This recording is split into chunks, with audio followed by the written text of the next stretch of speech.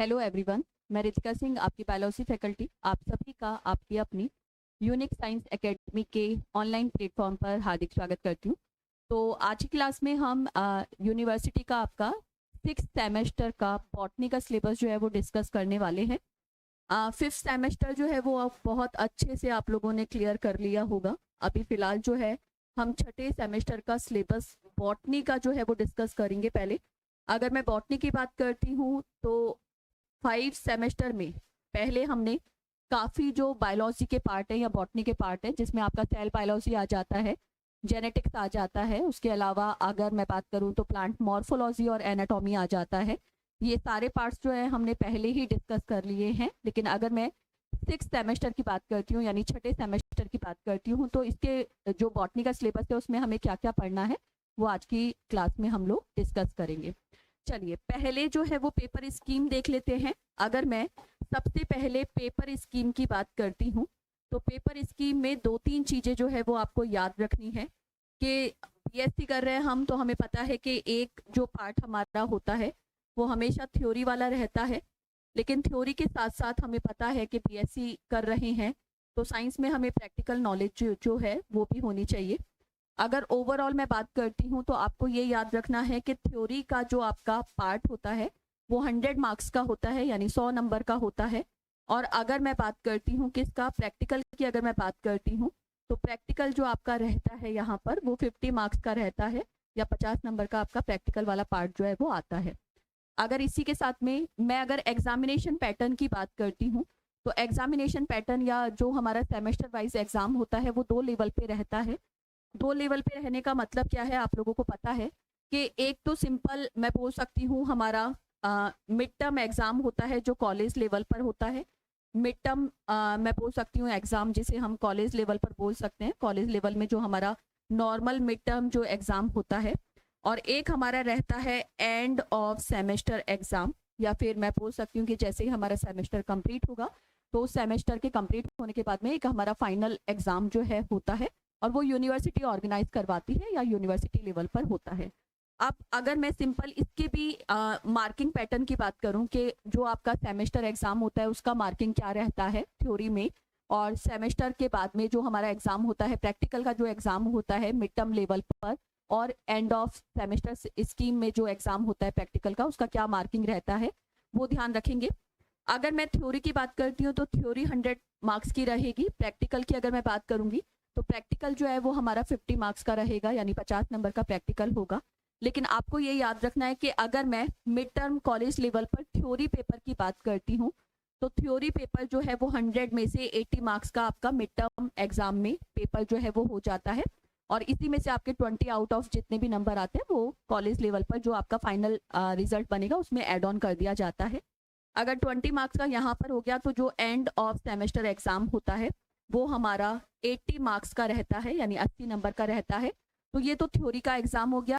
एक बेसिकली मैं बोल सकती हूँ जो कॉलेज लेवल पर होगा मिड टर्म वो आपका 20 नंबर का रहेगा, और जो एंड ऑफ सेमेस्टर एग्जाम होगा यानी जैसे ही आपका सेमेस्टर कंप्लीट होगा उसके बाद में जो आपका फाइनल एग्जाम होता है वो 80 नंबर का रहने वाला है, यानी 80 मार्क्स का रहने वाला है। अगर मैं प्रैक्टिकल में बात करती हूँ तो सेमेस्टर लेवल पर जो आपका प्रैक्टिकल होगा, सेमेस्टर लेवल पर जो आपका प्रैक्टिकल होता है उसके मार्किंग रहती है 10 नंबर, यानी 10 नंबर का प्रैक्टिकल आपके कॉलेज लेवल पर ही हो जाएगा। लेकिन साथ में अगर मैं रिमेनिंग मार्क्स की बात करूं जो हमारा 40 मार्क्स हो जाएगा, यानी 40 नंबर का प्रैक्टिकल हो जाएगा, वो आपका सेमेस्टर के लास्ट में जो फाइनल प्रैक्टिकल होता है उसमें आपका प्रैक्टिकल 40 मार्क्स का रहने वाला है। तो ओवरऑल अगर मैं प्रैक्टिकल की बात करूं तो वो 10 एंड 40 हो जाएगा, यानी 50 नंबर का आपका प्रैक्टिकल हो जाएगा। और अगर मैं थ्योरी पेपर की बात करती हूँ तो 20 और 80 नंबर का आपका थ्योरी पेपर जो है वो हो जाता है। 2 टाइप के एग्जाम होंगे, कॉलेज लेवल पर हो जाएगा जिसे नॉर्मली हम मिड टर्म के नाम से जानते हैं, और एक जो है वो आपका सेमेस्टर ओवर होने के बाद में, क्योंकि बहुत सारे 5 सेमेस्टर ऑलरेडी आप लोग पास कर चुके हैं तो ये वाला ऑलमोस्ट पैटर्न जो है वो आपको पता है। लेकिन फिर भी जब सिलेबस डिस्कस करते हैं तो हमें काफ़ी चीज़ें पता होनी चाहिए कि पेपर की स्कीम क्या रहने वाली है, कितने यूनिट जो है हमारे सिलेबस के अंदर है, और उन यूनिट से किस टाइप से क्वेश्चन जो है वो आएगा। चलो नेक्स्ट पॉइंट जो है वो ये याद रखना है आपको कि अगर मैं बॉटनी की बात करती हूँ तो बॉटनी या जूलॉजी के भी साथ में अगर हम बात करें तो आपको याद रखना है कि इनके अंदर बेटा आपका जो पूरा सिलेबस रहता है एक सेमेस्टर का वो 4 यूनिट में डिस्ट्रीब्यूटेड रहता है, यानी 4 यूनिट आपको वहां पर देखनी है। अब अगर क्वेश्चन पैटर्न की मैं बात करूं तो ओवरऑल क्वेश्चन जो आते हैं आपके वो 5 क्वेश्चन आते हैं। क्वेश्चन नंबर 1 हो जाएगा, उसके अलावा क्वेश्चन नंबर 2 हो जाएगा, सेकंड नंबर का क्वेश्चन हो जाएगा आपका। उसके अलावा क्वेश्चन नंबर 3 हो जाता है आपका, थर्ड क्वेश्चन हो जाएगा। उसके अलावा क्वेश्चन नंबर 4 हो जाएगा और उसके अलावा क्वेश्चन नंबर हमारा क्या हो जाएगा, 5 हो जाएगा। अब यहाँ पर जो इम्पोर्टेंट बात आपको याद रखनी है वो ये याद रखनी है कि सिंपल अगर मैं क्वेश्चन नंबर 1 की बात करती हूँ, यानी पहले क्वेश्चन की बात करती हूँ, तो पहले क्वेश्चन में आपके 10 शॉर्ट क्वेश्चंस आते हैं, 10 शॉर्ट क्वेश्चंस आते हैं, शॉर्ट क्वेश्चन आएंगे और ईच क्वेश्चन जो है वो 2 मार्क्स का होता है। तो बेसिकली मैं बोल सकती हूँ कि यहाँ पर जो स्कीम रहने वाली है, पहले क्वेश्चन के अंदर 10 छोटे क्वेश्चन आएंगे, हर क्वेश्चन 2 नंबर का होगा। तो इस तरीके से आपका जो फर्स्ट क्वेश्चन होता है वो 20 मार्क्स का या 20 मार्क्स का हो जाता है। 10 क्वेश्चन आएंगे, सारे क्वेश्चन आपको अटेम्प्ट करने होते हैं। सारे के सारे क्वेश्चन जो 10 आएंगे वो आपके कंपलसरी होते हैं, उसमें आपको कोई चॉइस जो है वो नहीं मिलने वाली। चलिए ठीक है। फिर उसके बाद में सेकंड जो क्वेश्चन होता है ये आपका यूनिट फर्स्ट से आएगा, यूनिट फर्स्ट से आएगा। सेम एज थर्ड क्वेश्चन जो है वो आपका यूनिट सेकंड से आएगा, यूनिट सेकंड से आएगा। उसके अलावा फोर्थ क्वेश्चन जो है वो आपका यूनिट थर्ड से आ जाता है।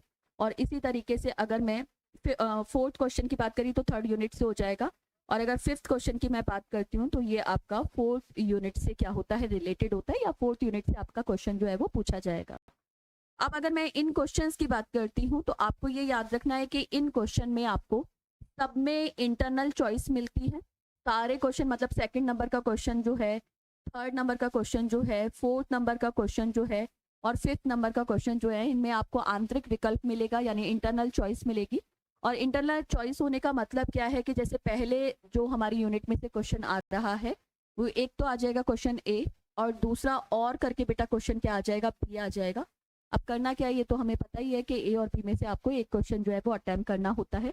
सेम आपकी इंटरनल चॉइस रहेगी सेकंड यूनिट में, सेम इंटरनल चॉइस रहेगी थर्ड यूनिट में, सेम इंटरनल चॉइस जो है वो रहेगी आपकी फोर्थ यूनिट में। यानी बेसिकली फर्स्ट, सेकंड, थर्ड और फोर्थ से मिलाकर टोटल 8 क्वेश्चन आएंगे आपके, जिसमें से आपको 4 क्वेश्चन जो है वो अटेम्प्ट करना है।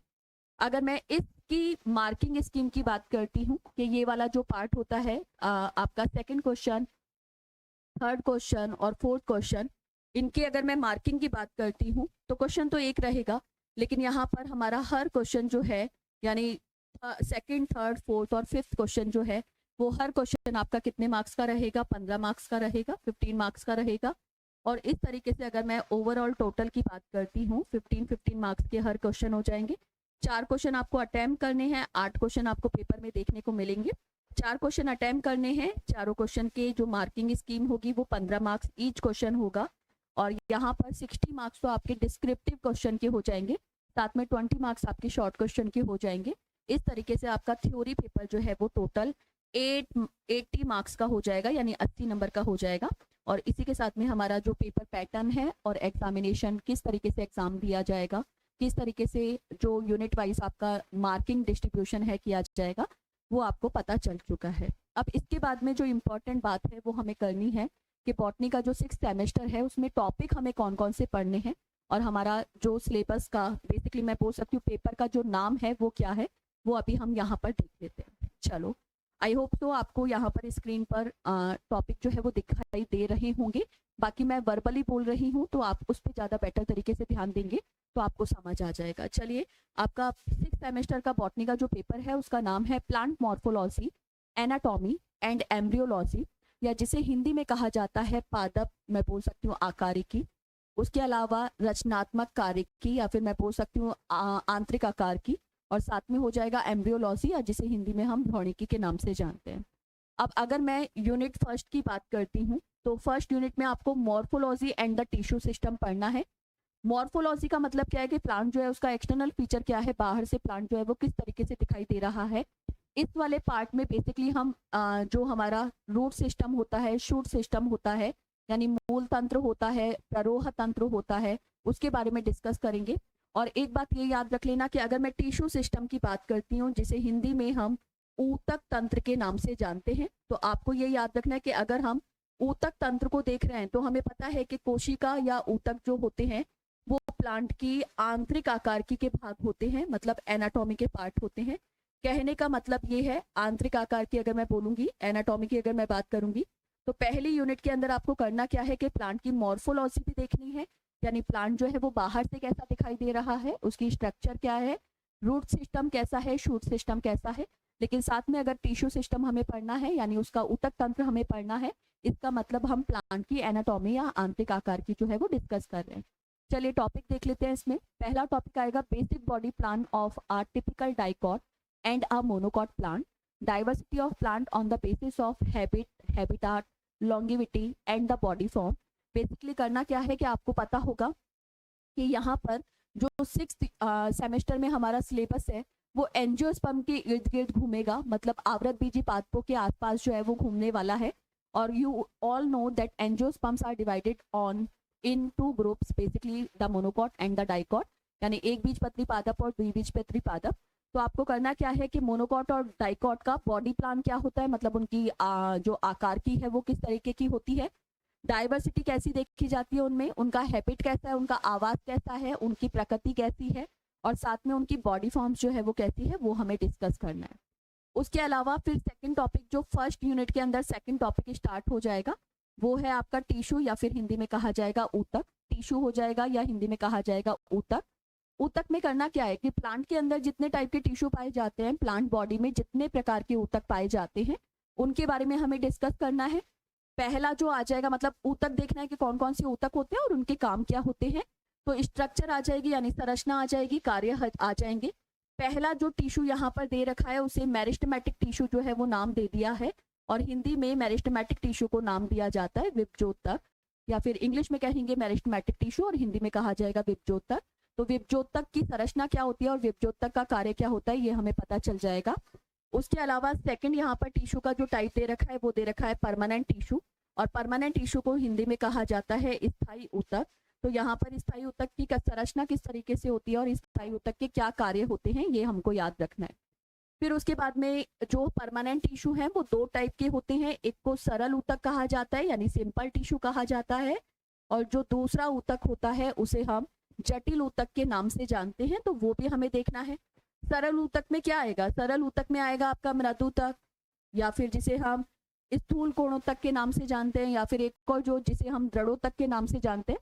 यानी there are 3 types of, I can say simple tissue, the basically parenchyma, sclerenchyma and the collenchyma. तो उनके बारे में हमें यहाँ देखना है। कॉम्प्लेक्स टिश्यू की अगर मैं बात करती हूँ, जटिल ऊतक की अगर मैं बात करती हूँ, तो जटिल ऊतक में 2 टाइप के टिश्यू या 2 प्रकार के ऊतक हम पढ़ते हैं। एक आ जाता है आपका जाइलम और दूसरा आ जाता है फ्लोएम, तो उसके बारे में डिस्कस करेंगे। अब ये तो हमारा टिश्यू का टाइप हो गया कि टिश्यू कौन कौन से हमें प्लांट के अंदर देखने हैं। साथ में बेटा आपको पता होगा कि दैट टिश्यू का जो ग्रुप होता है that is known as the tissue system, या फिर हिंदी में मैं बोल सकती हूँ कि ऊतक के समूह को ऊतक तंत्र के नाम से जाना जाता है। और 3 टाइप के टिश्यू सिस्टम प्लांट बॉडी की इंटरनल स्ट्रक्चर में देखे जाते हैं। The first one is known as the epidermal tissue system, the second one is known as the basically ground tissue system, और third one is known as the vascular tissue system. Hindi वाले बच्चे सुन लेंगे।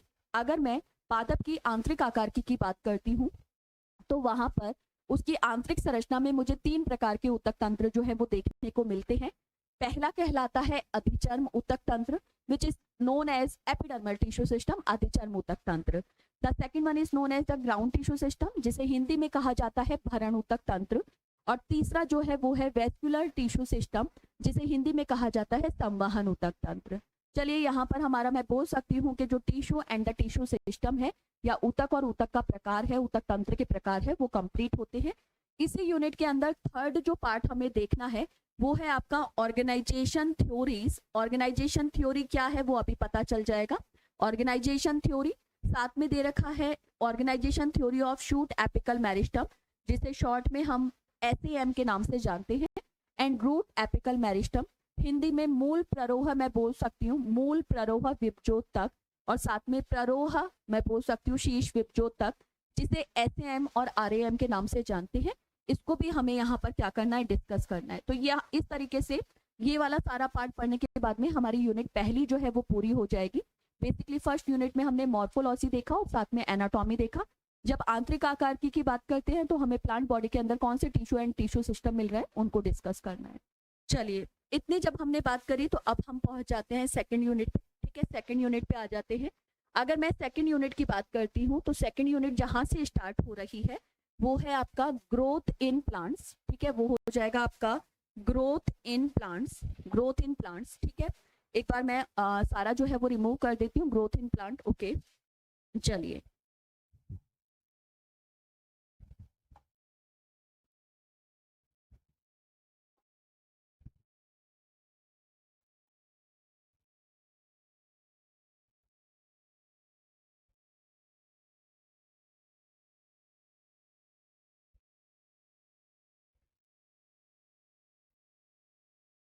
Growth in plant का अगर मैं बात करती हूँ मतलब, तो आप लोगों को पता है अगर मैं ग्रोथ इन प्लांट की बात कर रही हूँ तो ग्रोथ इन प्लांट का मतलब क्या है कि बेसिकली पादप के अंदर वृद्धि जो है वो किस तरीके से हो रही है। प्लांट की ग्रोथ जो है उसका रीजन मैं आपको बता देती हूँ। प्लांट के अंदर मेरिस्टेमेटिक टिश्यू या विभजोतक जो है वो पाया जाता है, और विभजोतक की वजह से प्लांट के रूट पार्ट में और शूट पार्ट में क्या होती है, ग्रोथ होती है। तो उसी को हमें यहाँ पर देखना है। अगर मैं पॉइंट टॉपिक की बात करूं बेटा तो that is the growth in plants, यानी पादप में वृद्धि। पादप में वृद्धि किस में देखनी है कि भाई पहले तो हमें देखना है anatomy of primary structure of root, stem and the leaf of dicot and monocot. मतलब अगर आप यहाँ पर 6 सेमेस्टर में बॉटनी पढ़ रहे हैं तो मैंने बोला था कि सारे जो पार्ट्स आएंगे वो या तो मोनोकॉट से रिलेटेड होंगे या फिर डाइकॉट से रिलेटेड होंगे। करना कुछ नहीं है, एनाटॉमी देखनी है हमें मोनोकॉट रूट की, डाइकॉट रूट की, मोनोकॉट स्टेम की, डाइकॉट स्टेम की, और मोनोकॉट लीफ की और डाइकॉट लीफ की। या हिंदी में मैं बोल सकती हूँ एक बीज पत्री और द्विबीज पत्री, जड़ तना पत्ती की हमें आंतरिक स्ट्रक्चर जो है वो देखनी है। उसके बाद में पादपों में बेटा सेकेंडरी ग्रोथ जो है वो देखी जाती है, यानी द्वितीयक वृद्धि देखी जाती है। द्वितीयक वृद्धि से पूछेगा कि भाई द्वितीयक वृद्धि जो है वो किस स्ट्रक्चर की वजह से प्रेजेंट होती है, सेकेंडरी ग्रोथ जो है वो किसकी वजह से प्रेजेंट होती है। तो आंसर हो जाएगा वेस्कुलर कैम्बियम, या फिर जिसे संवहन एधा के नाम से जानते हैं। तो वो संवहन एधा भी हमको यहाँ पर देखना है। जब प्लांट में सेकेंडरी ग्रोथ होती है तो एनुअल रिंग का फॉर्मेशन होता है, यानी जिसे वार्षिक वलय कहते हैं। और annual ring is the structure by which I can count the age of plant, यानी वार्षिक वलय वह संरचना होती है जिसकी सहायता से हम पादप की आयु को ज्ञात कर सकते हैं। तो वो सेकेंडरी ग्रोथ का रिजल्ट होता है जिसकी हेल्प से हम ज्ञात कर सकते हैं कि कोई प्लांट जो है वो कितना ओल्ड है, कितना मैं बोल सकती हूँ उसकी एज है। तो वो भी हमें यहाँ देखना है। उसके अलावा हर्टवुड एंड सैपवुड, टाइलोस बनते हैं वो देखना है। Porous and non porous wood, यानी लकड़ी में रंध्रीय मैं बोल सकती हूँ कास्ट, और मैं बोल सकती हूँ अरंध्रीय कास्ट, वो भी हमें यहाँ पर देखना है। ठीक है, उसके बाद में बोल रखा है structure and function of cork cambium and periderm. Vascular cambium के साथ में कॉर्क कैम्बियम को भी डिस्कस करेंगे, और साथ में एक पॉइंट जिसे हम पेरिडर्म के नाम से जानते हैं वो भी यहाँ पर हम क्या करेंगे, डिस्कस करेंगे। लेकिन यहाँ पर कुछ एबनॉर्मल ग्रोथ जिसे हम एनामोलस ग्रोथ इन नाइसेंथस, बोहेरविया, बिगोनिया, साल्वाडोरा और ड्रेसेना, और साथ में लेप्टाडीनिया, इनके अंदर जो एनामोलस ग्रोथ होती है या फिर जिसे अनियमित वृद्धि के नाम से जानते हैं वो भी हमें क्या करना है, डिस्कस करना है। इतनी बातें करने के बाद में हमारी यूनिट थर्ड जो है वो क्या हो जाएगी, स्टार्ट हो जाएगी। यानी तीसरी यूनिट जो है वो क्या हो जाएगी, स्टार्ट हो जाएगी। और अगर मैं तीसरी यूनिट की बात करती हूँ तो तीसरी यूनिट का तो सीधे सीधे हमें नाम दिख रहा है, third unit is based on embryology. यानी आपको करना क्या है, एम्ब्रियोलॉजी मतलब स्टडी ऑफ एम्ब्रियो, और हिंदी में कहा जाता है भ्रूण की, जिसे हम भ्रूण विज्ञान के नाम से भी जानते हैं। तो एम्ब्रियोलॉजी में तो करना क्या है, घुमा फिरा कर हमें एम्ब्रियो का फॉर्मेशन करना है, यानी भ्रूण का निर्माण करना है। और भ्रूण का निर्माण करने के लिए आपको करना क्या है, सबसे पहले हम एंजियोस्पर्म फ्लावर देखेंगे, यानी आवृत बीजी पादपों में पुष्प कैसा होता है वो हमें देखना है। साथ में स्ट्रक्चर ऑफ एंथर यानी पुंकेसर की संरचना देखनी है।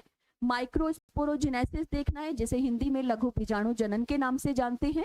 डेवलपमेंट ऑफ मेल गैमेटोफाइट, नर युग्मकोद्भिद का निर्माण कैसे होता है आवृत बीजी पादप में, वो देखेंगे। अच्छा, हमें पता होना चाहिए कि अगर मैं मेल गैमेटोफाइट की बात कर रही हूँ तो मेल गैमेटोफाइट का मतलब क्या है कि मैं एंजियोस्पर्म में पॉलन ग्रेन के फॉर्मेशन को देखूंगी, परागकण का निर्माण जो है वो किस तरीके से होता है। पहली लाइन में सारे जो टॉपिक हैं वो मेल रिप्रोडक्टिव स्ट्रक्चर या नर जनन संरचना से संबंधित है। सेकंड, अगर मैं कॉन्सेप्ट की बात करूं तो इसमें आ रहा है स्ट्रक्चर ऑफ पिस्टल, यानी स्त्री केसर की संरचना कैसी होती है। स्ट्रक्चर ऑफ ओव्यूल, बीजांड की संरचना कैसी होती है, इसके कितने टाइप्स होते हैं, कितने प्रकार होते हैं। जैसे ऊपर हमने पढ़ा था माइक्रोस्पोरोजेनेसिस, हिंदी में कहा था लघु बीजाणु जनन, वैसे ही यहाँ पर हमें पढ़ना है गुरु बीजाणु जनन, या जिसे दीर्घ बीजाणु जनन भी कहते हैं, इंग्लिश में कहा जाता है mega sporogenesis, development and type of female gametophyte. और अगर मैं फीमेल गैमेटो, जैसे मेल गैमेटोफाइट को हमने पॉलन ग्रेन से रिसेंबल किया था, वैसे ही अगर मैं फीमेल गैमेटोफाइट की बात करती हूँ तो फीमेल गैमेटोफाइट की फॉर्म में हमें एम्ब्रियो से, या फिर मैं बोल सकती हूँ भ्रूणकोश का निर्माण जो है वो देखना होता है। इतनी बात करने के बाद में हमारा एम्ब्रियोलॉजी का पार्ट फर्स्ट जो यूनिट 3 के अंदर आ रहा है वो कंप्लीट होता है। लास्ट हमारी यूनिट हो जाएगी यूनिट 4, और इसमें हमने करना क्या है कि जो रिमेनिंग पार्ट हमारा बच गया है एम्ब्रियोलॉजी के फर्स्ट पार्ट से, यानी 3rd यूनिट में कुछ टॉपिक जो है वो दे रखे हैं, रिमेनिंग जो पार्ट है वो यहाँ पर आ जाएगा 2nd यूनिट में। देख लेते हैं क्या क्या आएगा। सबसे पहले पॉलिनेशन। पॉलिनेशन मतलब यहाँ पर हमें परागण पढ़ना है। पॉलिनेशन का मतलब तो हमें पता है, transfer of pollen grain is known as the pollination.